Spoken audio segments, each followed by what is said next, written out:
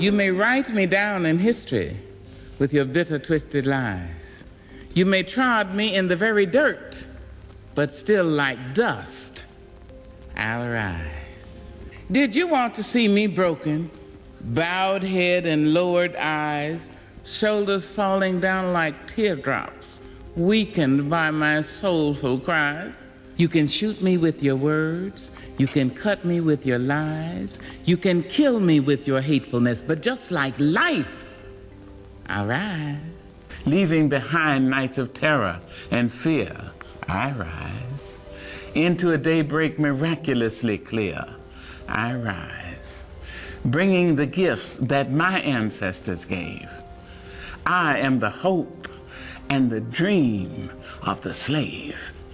And so, naturally, there I go rising. Tonight, we recognize Juneteenth. It's a chance to celebrate the end of the evil that was slavery. It is a time to reckon with the stubborn grip it still holds on us today. And this is a Juneteenth many will remember. For some, maybe the first time they've really truly thought about it. That's okay, because there's never a bad time to start marching. As a Stapleton resident recently pointed out to us, it's never a bad time to start doing the right thing. So tonight, we're going 360 on Juneteenth, its origins, its legacy, and what it says about the nature of change, that it is not a paid holiday in Colorado. Megan Lopez begins our coverage. And we're back. Hit that applause. Yeah.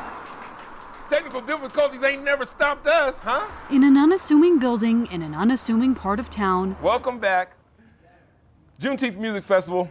Live on JuneteenthMusicFestival.com. An untraditional way to honor history. This time that we're living in right now. In the midst of a pandemic. This year, the revolution has been virtualized. Juneteenth celebrations have moved to the internet. This year, though, a time of change. Out of your home! Into the street! Nationwide protests for police reform have renewed calls for Juneteenth to become an official holiday. In this 360, you'll hear from community organizers, a historian, a professor, and a state representative about the idea of making Juneteenth a holiday. First, some context. Juneteenth is the day Union soldiers rode into Galveston, Texas in 1865 to announce that the slaves were free. 2 years after the Emancipation Proclamation was signed and 2 months after the end of the Civil War. It's also known as Freedom Day or Black Liberation Day, but it's not a federal holiday or state holiday in Colorado.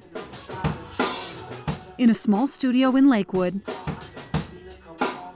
the calls for Juneteenth to be officially recognized aren't new. America has to acknowledge its scars. But this year, with this momentum, a fighting chance. I don't know, there's just something about this one, bro, that just rings different. A Change.org petition gaining more signatures by the minute. Organizers no longer asking for recognition, but demanding it. The more that we don't acknowledge some of our scabs that we have and some of these ugly things in our history, the less that we can come to current terms and come to grips of healing. It's a dizzying time to be a historian. If there's one thing Susan Schulten has learned over the years, the history of holidays is fluid. It's that history doesn't change, but the lens we view it through does. The evolution of holidays in the United States is fascinating. So even though there are moments or people we've celebrated in the past, it would seem to me just as appropriate to consider whether all the holidays we still have are worthy, right? Are still things that are relevant to us. Juneteenth right now is an opportunity to realize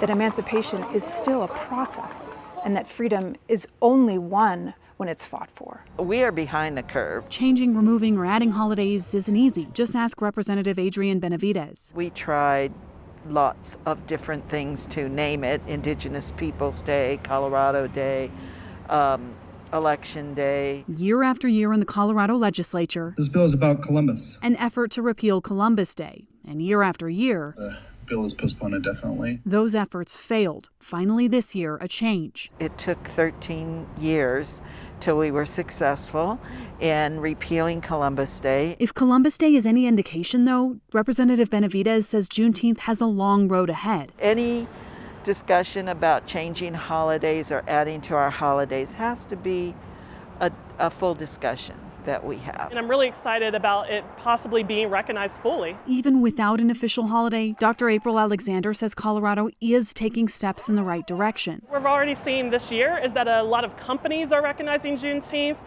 So we have places like Target, JCPenney, University of Denver. To her, this is as much a day of reflection as it is celebration. This Juneteenth, I'm tasking people to take that history, recognize it, see it, and see what lessons we can continue to learn from it. But while a holiday would be nice, she says education is key. Juneteenth is something that wasn't taught in a lot of schools. There's just a lot of stories that just aren't being told about our history. So I think it's so important for, again, people to learn our history. All across Colorado, there are reminders of our history and our heroes. Holidays are a reflection of our values. The calls to make Juneteenth an official holiday aren't new, but this year, in this time, they're louder than ever. Megan Lopez, Denver 7.